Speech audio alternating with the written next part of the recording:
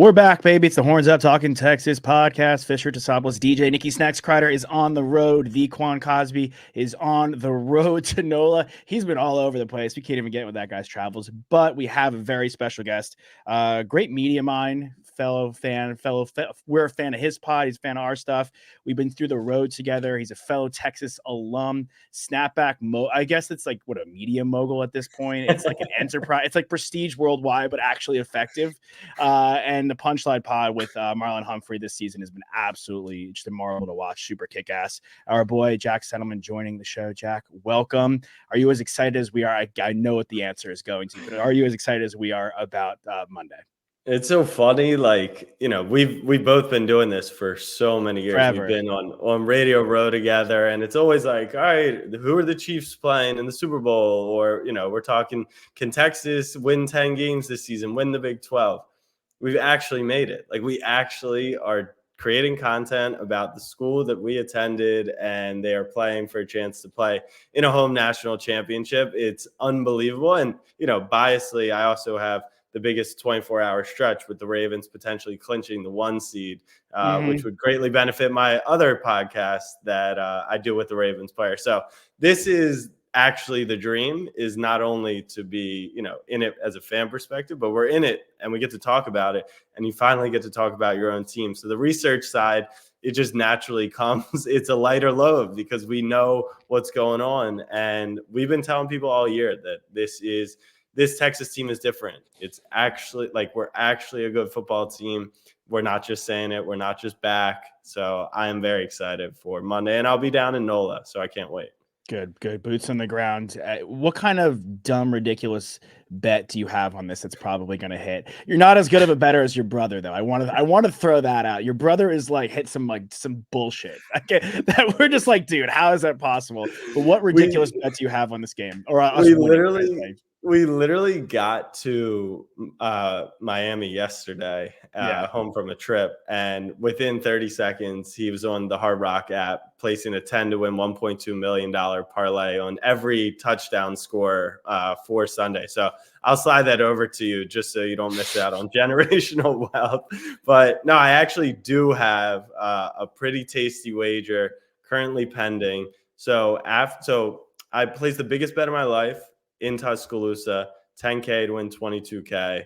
I don't want to say I knew, but I kind of understood that Texas was good this year, and Alabama, I thought, was not going to be good. That turned out to be pretty good, but it was the right spot. And to be honest, Texas should have won that game by 3 touchdowns. They easily could have lost too. There was 50 seconds where, the Tide scored a couple touchdowns and they were trailing. But right after the OU game, I got on the Texas to win the title. They were 18-1. I put a little bit of those Bama winnings on it. So I'm sitting on $5,000 to win $90,000 on the Texas Longhorns. They're down to plus 230. Now, you make that expression, and the end of the season was very, very sweet. But I literally placed that bet at mid second quarter of the Houston game, and Quinn got hurt literally 20 minutes later. And so I was I couldn't cash out at that point because the game was live and the odds had kind of moved, and then they barely scraped by. And I was really wondering, because they went up to 20-1 right after that because Quinn was hurt. We didn't know his status. And I was like, should I cash out of this? This feels really dumb. Quinn probably just wants to go pro. A lot still has to go right. The one thing that I never considered was we needed one upset over the last 7 weeks, literally one upset. And it was a year of no chaos. I literally thought I was going insane. I thought I had nailed the shit out of Texas being really good, winning out, and being a live contender. I never for a second considered that they could have still won out. And if Georgia beats Alabama, they put FSU in over us. There's no doubt in my mind. It's easy. You take 4 undefeated power champs. That is my opinion. We see it right now, but Bama would not have had that win over Georgia, right? Which improved Bama's stock tremendously. They weren't going to put Bama in over Texas clearly, and I think they just would have gone with the 4 undefeated Power Fives. It felt like something really changed conference championship weekend after we had already won because we played before a lot of those other. Because then the conversation, college football media at large, became a very different one in regards to our university. Because I had the same trepidation, and like Josh and Nick were very much like, "Oh, we are going to the playoff," and I was like, never a doubt in my mind. I was like, I want us to, but I don't know how we're going to get looked at based off of the fact that this is the first year where our roster has been all across the board, top to bottom, elite, right? Yes. And so I felt like we might get the same treatment that I presume Georgia would get if they had lost, which is that they would be slotted in no matter what because they had won 2 years in a row. And I know you're looking at a 1 year microscope, but not really, right? Because it's the committee and they can do whatever they want. Yeah. So but that Saturday. Josh, you think even if Georgia beats Alabama, and let's say they beat them by 10 points, just for the sake of the hypothetical, you think Texas is jumping Florida State with one loss? I actually was worried about Bama winning. Me too. I thought it was like, I was like, to me, everything seemed like, what have you done for me lately? And you're right. Like that Bama team, we didn't think was good, but we didn't like take into account. It was like all the loss that they endured. They had a completely new offense. They lost like a Heisman winning quarterback. And then they went from like a pass heavy offense, right? And they lost in a new OC. Sorry, I was about and then they lost BOB. So I can't even give him that nickname. God damn it. Sorry to the real BOB. But they like go to like they completely change everything. They really don't know who their quarterback is. Once like they bench like Milroe and he comes back, their offense completely takes shape and they have a really good defense. So my worry was if Bama beat the crap out of Georgia, Bama, there was a world where they could jump us. I wanted Georgia to win because I wanted there to be no doubt. I wanted Bama out. Once Jordan Travis went down, but at the same time, we were also asking for FSU to lose for 3 straight weeks. But the narrative, I could feel the narrative. Once we beat Texas Tech like that, and once we beat Oklahoma State the way we beat Oklahoma State, the media was talking about us because Washington had won the night before, and there was no way Michigan was going to lose to Iowa, who simply just cannot score the football for some God knows. They have every tight end known to mankind, but they can't figure out how to get in the end zone. It was Michigan, Washington, and us. Like we were included in that group after we had beat the crap out of Texas Tech, after we beat the crap out of Oklahoma State. The way we were winning, and that got me thinking, okay, this is the way the media is talking, the way everyone's thinking. It's how good are you playing right now? And I knew FSU at that point was done, and they proved to be done against Louisville. Yeah, their defense is really good. They have a bunch of pros on the team, but they weren't exciting, and they want the best 4 teams. They want the best 3 games possible. And these are the 4 teams, man. Easily. And like I think we'll see when we can get into the Washington game. I think we'll see like maybe Georgia is better than Washington. There is a world, but I think, the more I look at, and I want to know what you're most worried about, Jack. It could be the same thing as us. The more I watch Washington's tape, and I got to see them up close and personal against USC, the Coliseum, when they dropped 52 points against pretty much a turnstile defense. Roma Dunze is just a really, really true professional football player. He's a real guy that you could take in the top 10, along with Malik Neighbors, along with Marvin Harrison Jr., and you shouldn't be mad that you're getting the 3rd receiver in this draft class. I'm not saying it's going to be like Henry Ruggs, Jerry Jeudy, and then you get CeeDee Lamb, Justin Jefferson, but Rome is like that good of a player where if you're sitting there at the 10 through the 13 spot and you get him, you're like, okay, I could not be happier. He's that talented of a player. And our defensive backfield, although like strong and fun, is susceptible to the pass. So I'm like getting into this. There is a bit of a worry that this Washington team is like eerily like considered so far out and like not being capable of getting there that like that's kind of a worry of me. But there is a world where Georgia realistically, would you be surprised if any of the 4 teams that are in the playoff win the championship? Because I wouldn't. They're all 4 good teams, and that's why they didn't pick FSU, right? Like that. Yeah, that's the ultimate reason right there, is because I think that we're going to win. Neither of these 2 games are, the spread is less than 5 points in each one of them. So obviously they're close games at neutral sites. But yeah, I mean, I'm worried about our DBs. Neutral. That's a really they good can't point. get It's that. Absolutely not a neutral site. Neutral site. It's not. Like don't tell. Our game, not neutral site, well, bro. Quinn's been better on the road, so maybe we won it at a road or neutral. Yeah. What are you most worried about? Real quick, just because I want to close the door on the conversation, because anyone who has $5,000 win $90,000 pending has obviously thought of that special word hedge. So just for everyone's don't be a fucking, for everyone's knowledge, I'm riding it through on Washington, and then I would ride it through on Michigan. I do not think Michigan is very good.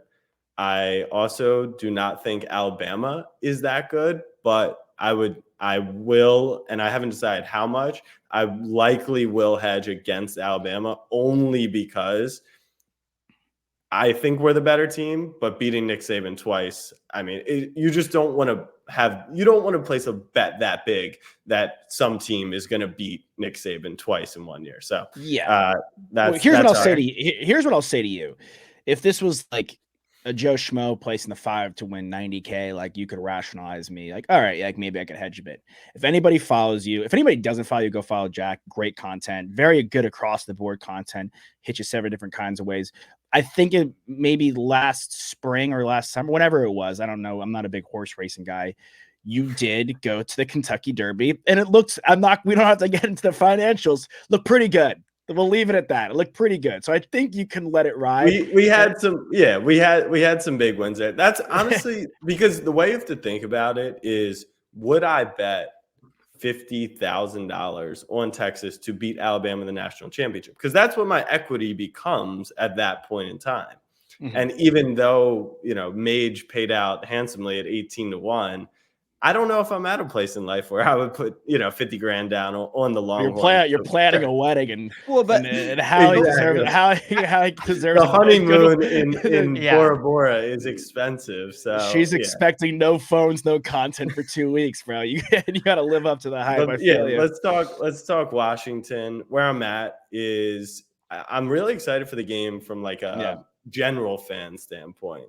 I told people who are coming to the game with me, like, because they were like, what's it like to play in a game of this magnitude? My only real experience is, Ravens Super Bowl in 2012. And I said, before and after in NOLA, Bourbon Street, we will be having the time of our lives.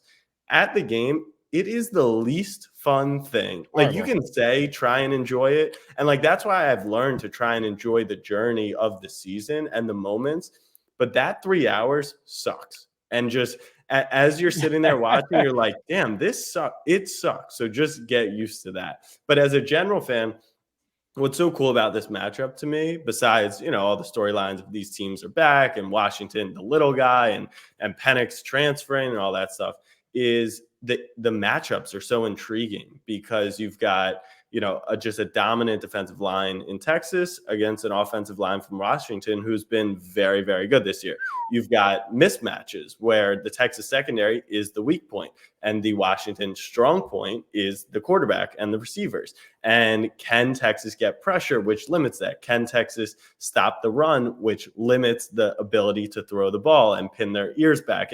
And so, like, from a football standpoint, it's going to be a really fun game. And then you flip to the other side of the ball. And I think the one thing people aren't talking about is, like, yeah, Texas has been a running team, but with Brooks out for the past few weeks and with the way Quinn's playing against a Washington secondary that's been really bad, do they kind of flip that switch and worry less about the run and who they've been all year and attack a weakness? So I think those decisions paired with, Steve Sarkisian is going to have 5 to 6 touches to Keelan Robinson, to Sweat, to whoever he wants to get the ball in the hands of. And DeBoer, he's like no slouch either. He went for a 4th and 1 on his own 25 to get to this point. So I think from a football standpoint, I'm really excited. Texas is the better team.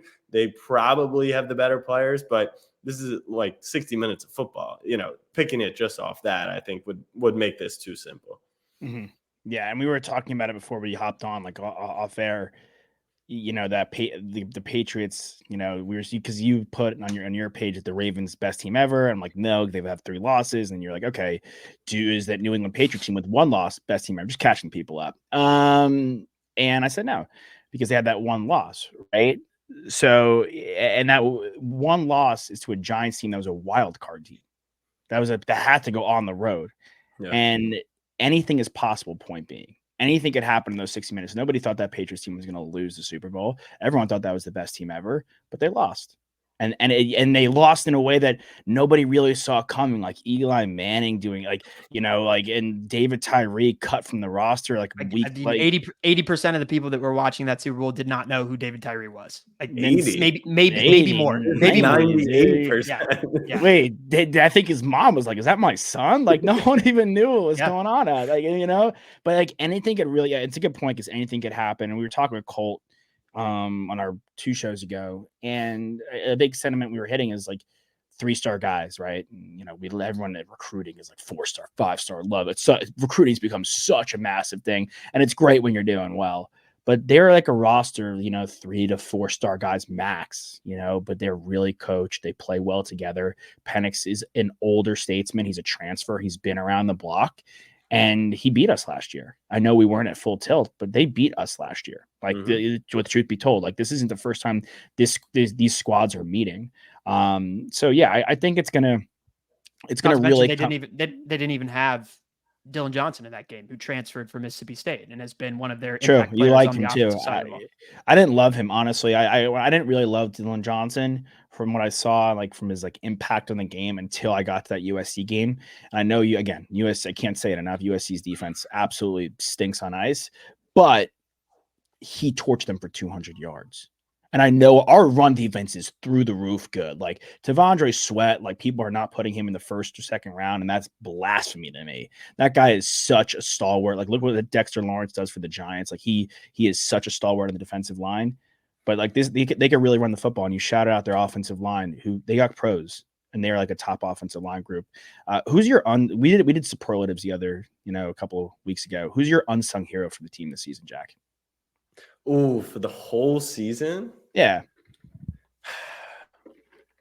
That's a great question. I mean, it's almost like, I guess I have to clarify with who haven't we paid our respects to almost. Like I actually think that Sweat finally got the recognition that he obviously deserves. Yeah. Everyone knows kind of the guys. I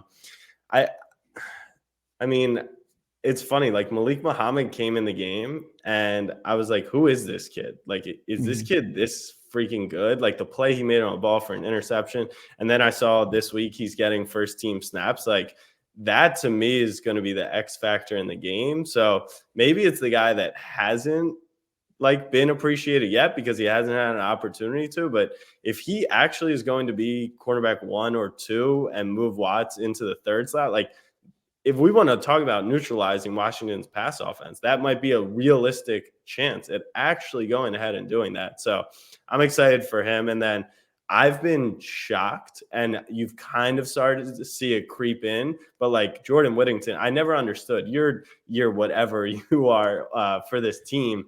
Like a veteran like that playing out of the slot, you should be a chain mover more often. You should be a pacifier for Quinn when he's under pressure. Just getting open 6-8 yards, move the ball, even in the red zone where we struggled a lot. And over the last couple of games, he started to go to Witt a little bit more. And I think he's a guy, even blocking, for the run game, that he'll never get the appreciation because X and Adonai have been so spectacular. But Jay Witt, I think he's the guy that you look to make a play on Monday that could really make a difference. Yeah. Yeah, absolutely. I think we give a lot of credit to Malik on our show. We've been on him for a bit because he's had to step up with Watts being out, and we love Watts too. And his brother, Jabbar Muhammad, is a corner on Washington, and he's been pretty lights out too. So obviously, this is like the Kelsey Bowl light, like in college football, which is pretty exciting. But Quan is, a Jay Witt guy, and I think it's because they're a similar type of player in the sense, maybe do the dirty work, do what you have to do, hit somebody if you have to win. And I think Whittington gets that he's clear-cut third guy. Aiden Mitchell's a champion, and there's no coincidence that he's playing for his third national championship in a row. We're trying to play for it. Yeah. But Whittington, I agree with you. Seeing him worked in the offense more, and he's always been on that cusp of just being great. He's still always hovering around that mark and not breaking through. But I think for him and Sanders to really help Quinn operate the middle of the field and open things up on the outside, I think both those guys need to have big games. I mean, Jay Witt, I think of the TCU game and the tackle he made to force that fumble, right? Like you're a receiver, like you don't have to make that tackle. You don't have to run that guy down, but you choose to because he's a leader and he knows how important that game is and the time and place of when that moment happened. And like the three of us love talking hoops all the time. And it's like, if you want to be a championship caliber NBA team, you got to know your role. You got to have guys that buy in. And I think Jay Witt is one of those guys who you could tell him he's the third receiver, Josh, and he'd be like, whatever. Like, I don't care. And Tony Allen, because he does it. Yeah. Tony. I love how much, like, just as an aside, I love how much Tony Allen has been mentioned the last like year and a half by every NBA player being like, he's just a dog and he's like the hardest guy to get past. And I love that he's getting his love right now. Yeah. It's great. Yeah, absolutely. All right. Score prediction, dude. What is it? I think that Texas, the problem with predicting how many points Texas is going to score is it kind of sneaks up on you. I feel like, but I mean, remove Oklahoma State, right? Because that was just an onslaught from the start. But even like when someone told me we're averaging something like 37 plus points per game through the first 10, I was kind of like, like it makes sense to me, but it doesn't feel like we're an overwhelmingly dominant offense because you run the ball, some drives stall out, but we somehow get there. And I think we finally unleash Quinn to the max. So I'm going to go with 45 to 34. I think we're going to score a lot of points. I think it's the one thing that's not being talked about a lot, which is Texas scores a lot and Washington does not stop people very often. As much as it's one game and anything could happen, and I genuinely believe that. I mean, Penix could hit a bunch of deep shots and, big gash plays, and that neutralizes any game. I think that Washington is not as good as they are, I guess, even rated to be. Like, I mean, they were 7-point dogs to Oregon. I didn't believe in the whole Oregon thing, and I know they won the game, but I do put a lot of stock into how these teams are power rated, to what Vegas actually thinks about these football teams. And I think the fact that Texas is a 4.5-point favorite is kind of saying like Texas is actually a much better team. They will win this 2 out of 3 times. And the only reason we're not putting it at 6 is because, people will just hammer it the other way and we'll move it back to 4.5 anyway. So I like the Longhorns to win, but don't think it's going to be stress-free. Like 45-34 doesn't mean it's not 34 all, with 5 minutes to play. So absolutely. I think we're headed to Houston, fellas. That's great. And I think that's closest to Utah's. I think I had us at 48-31. And I was like, you're in that moment where it's 41-31. Right. And we get a turnover and we get a pick 6 or we get the ball and then we run the ball in because we try and milk the clock and we end up scoring. And then it could easily be 34-41. It could easily be 42-41. Like that game can go a lot of different ways, but I'm with you in thinking that it's one going over and that there is going to be too much scoring in this game, which for any fan who's watching, it's going to be delightful. But for Texas fans, especially the offense that I think we're going to demonstrate against a very vulnerable Washington secondary up front, they have some real playmakers. And I don't want to poo-poo those guys because they're very talented and they've got some DBs. Josh, like you mentioned, Muhammad obviously is a really good player and some of their other guys too. But I've been saying it all year, Jack, that when our offense reminds me of what it could be with how many playmakers we have. And this was probably the parallel was more solidified when we had Brooks back there, but remind me a little bit of what San Francisco does and how many different weapons they have offensively, with JT being the Kittle spot, right? With Debo and Ayuk being our Worthy and AD Mitchell. And then our running back, obviously Brooks is a stud. And I think he would have been the Doak Walker Award winner if he had stayed healthy. CMC, obviously the best running back in the NFL. And then Purdy, Quinn, Quinn obviously traits wise is a lot more talented than Purdy is. Just as far as like, NFL prospect talent. But you got to get the guys the ball. That's all you really need to do. And they'll make the plays happen when they need to. And I just feel like we still haven't seen our best version of that. And what I was saying last show to these guys is we still want to show everyone that we have another level to get to. And I think it's important that we do that because we're still not back yet. Like we have to win these games. You got to win this game. Yeah. You got to win this game. And obviously next year we have to get back to the playoff, I think, to be back. But sure. Yeah. I mean, doing it once is cool, but like no one's like, where's Cincinnati this year? Right, Okay, Michigan so State 2015. yeah, No one cares. what a waste of time. I think I I was love that that comp. game.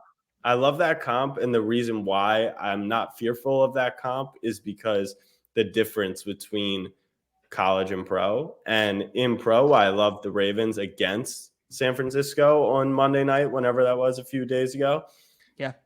It's pro football, and the Ravens defense was elite and was going to be could over physical or could scheme, or it's what like the Washington Huskies defense is what it's going to be. It doesn't have enough talent that it can disrupt that flow. So it's up to Quinn. If Quinn does what he's done all season when healthy, then Texas should have zero problem scoring the football. I'll leave it at this.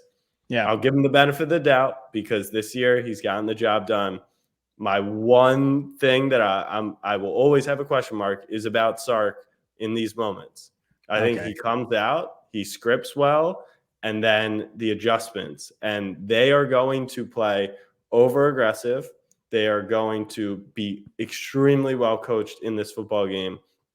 And we've kind of see Sark tighten up at moments versus, maybe he's made progress. But we botched the end of game execution against Oklahoma. I know it was a really tough situation to play. We got in this weird gray area. Last year, Alabama, I thought he kicked way too many field goals down by the goal line, and you're never going to win goal. Like if you crawl into that shell, especially in a game we think is going to be high scoring, you lose the football game. So I know how good our kicker has been this year. It's honestly been insane how trustworthy. Toss's boy. How good Bert has been. So good. Yeah. But in the dome where you're going to trust him even more because no bad kicking conditions, do not fall back on getting 3 points and playing it safe. You have to score touchdowns. So I'm going to question Sark. I know he's balled out in national championships for Alabama, but that's not when the pressure's on you. This is the whole country watching. Everyone tunes in from the Rose Bowl. It's all about Sark in Texas, and I'm just scared of that. So that's my biggest fear going into the game. Still think Texas wins, and we do it by double digits. Beautifully said. And we have one more question for you, but I do want to say on that Niners comp, you forgot one guy, Mr. Banks, Trent Williams. Yeah. We have that left tackle, baby. We do. We actually have that left tackle. Yeah. And Jack, we ask everybody this. Could be from you, could be from anything. What is your favorite memory as a Texas Longhorn? Could be college days, post-college days. Could be a night out on 6 that you never wanted to reveal to anybody. It's funny, I grew up in Baltimore. I lived on the East Coast my whole life. People don't realize, I've been a Texas fan since, Vince Young. I'll give you the one. Yeah, my most memorable moment, I think, of when I knew I was a Texas fan was the Tostitos Bowl against Ohio State with Colt. And I was I would have to check, but I was probably 14 years old, maybe a freshman in high school. And, it was on super late on a school night, and everyone went to bed in my house, and I watched the game on mute. And it was one of the greatest games ever. I think it was the prior 2-point conversion. A bunch of crazy stuff happened in that game, and Texas ended up edging it out. And you've seen the videos probably once or twice of people watching games where they can't clap or cheer, and it's a punishment. That is literally what I was watching that game. So, I was always so sad that Colt got hurt against Alabama. Obviously, he was the quarterback of my childhood. Him and Joe Flacco. So maybe Colt has maybe one more little leg in him. But yeah, I'm hoping that Monday is my best Longhorn memory, because I think once you go through, what we all went through, and then get to experience the good of it, the pain is worth the good if the good is actually good. So hopefully Monday is the answer. Ask me in 48 hours. We'll shoot you a text if we win. Fisher Tassopoulos, Jack Settleman. Go check out Punchline Pod. He does with Marlon Humphrey, covering the Ravens. It's really excellent. Obviously, Snapback Sports. If you don't follow it on Snap, are you top 5 Snapchat? Where are you? We got a couple of people who follow us on Snap for sure. If you like sports content, come through. Go through. You won't be disappointed. All right, Jack Settleman, thank you so much. Boots on the ground and Nola, have a blast, man, and try to stay safe on Bourbon Street after we kick some Husky ass. We'll see you next time.